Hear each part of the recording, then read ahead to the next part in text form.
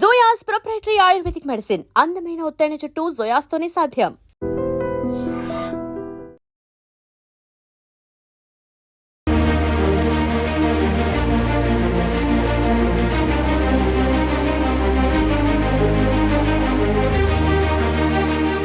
కర్నూలు జిల్లాలో జరిగినటువంటి బస్సు ప్రమాదానికి సంబంధించి పోలీసులు దర్యాప్తు ముమ్మరం చేశారు.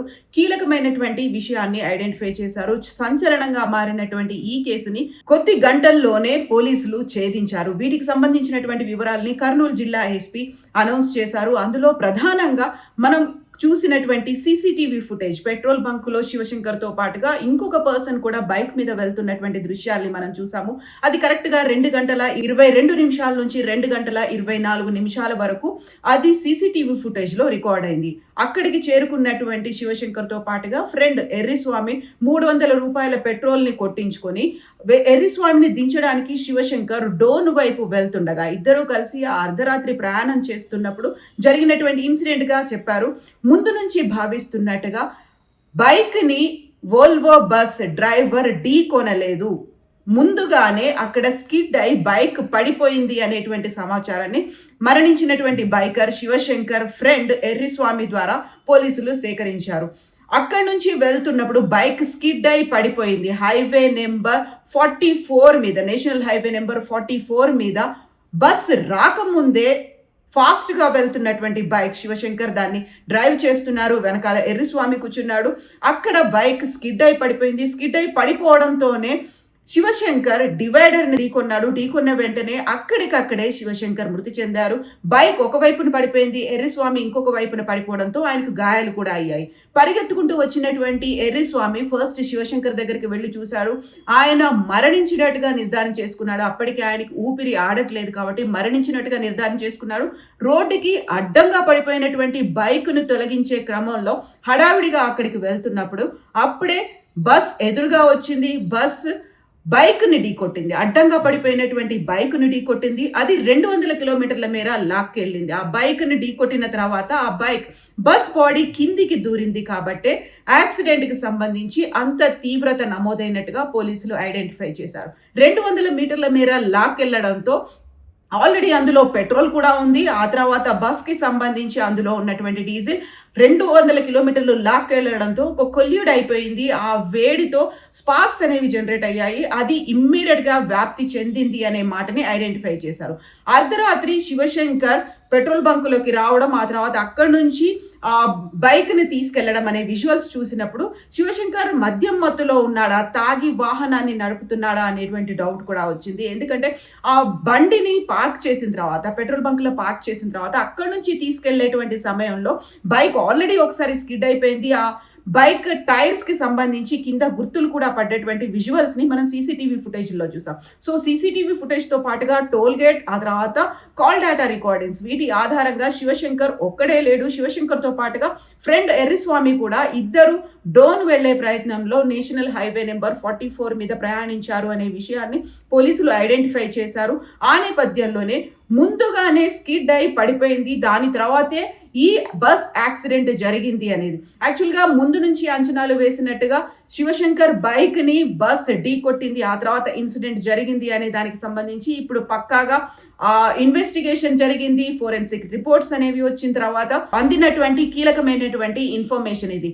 బట్ అంత తొందరగా ఎలా స్ప్రెడ్ అవ్వగలిగింది? 2 నుంచి 3 నిమిషాల్లోనే అంత పెద్ద ఎత్తున మ్యాసివ్గా ఇన్సిడెంట్ అనేది జరిగింది. మంటలు అంటుకున్నాయి.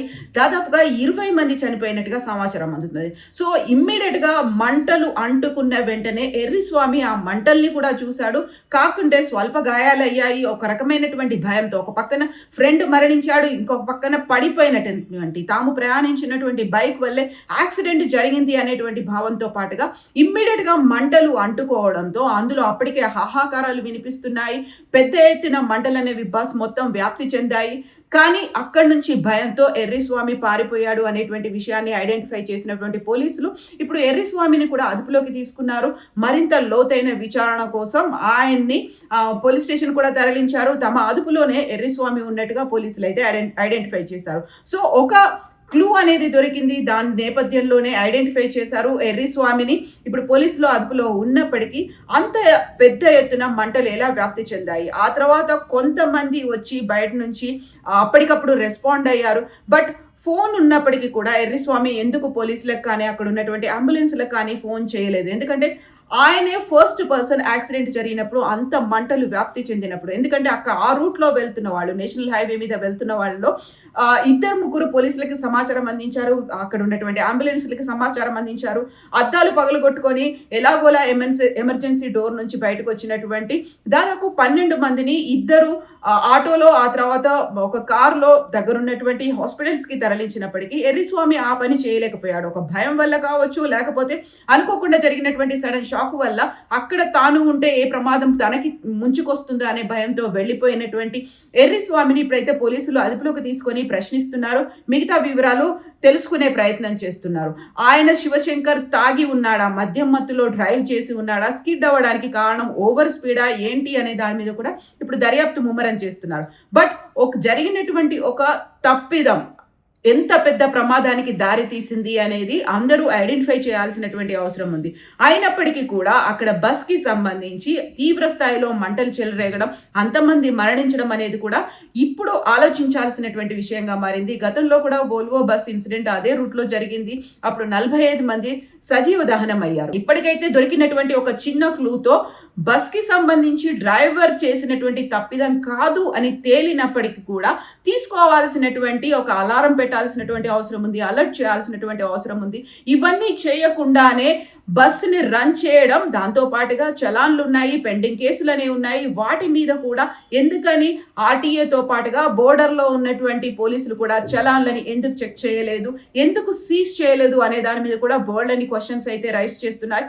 మొత్తానికి ప్రమాదానికి జరిగినటువంటి కారణాన్ని ఐడెంటిఫై చేసినప్పటికీ బస్ మీద ఉన్నటువంటి చలాన్లు పెండింగ్లతో పాటుగా ఆయన క్వాలిఫైడ్ డ్రైవర్ కాదు అనే మాటతో పాటుగా బస్ డ్రైవర్ కూడా క్వాలిఫైడ్ కాదు అనే వీటన్నిటితో పాటుగా బోల్డ్ అయితే తేనె తుట్టను కలపాల్సినటువంటి అవసరం అయితే ఉంది.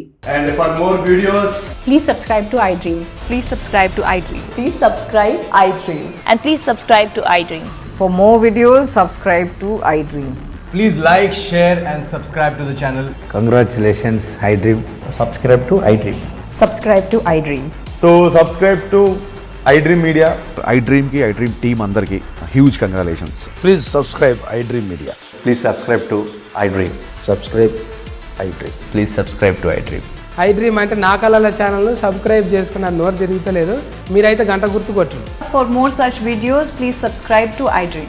Subscribe to iDream. Please subscribe to iDream. Please subscribe iDream Media. Please do subscribe to iDream. Please subscribe to iDream Media. For best entertainment and information, please subscribe iDream. And don't forget to subscribe to iDream.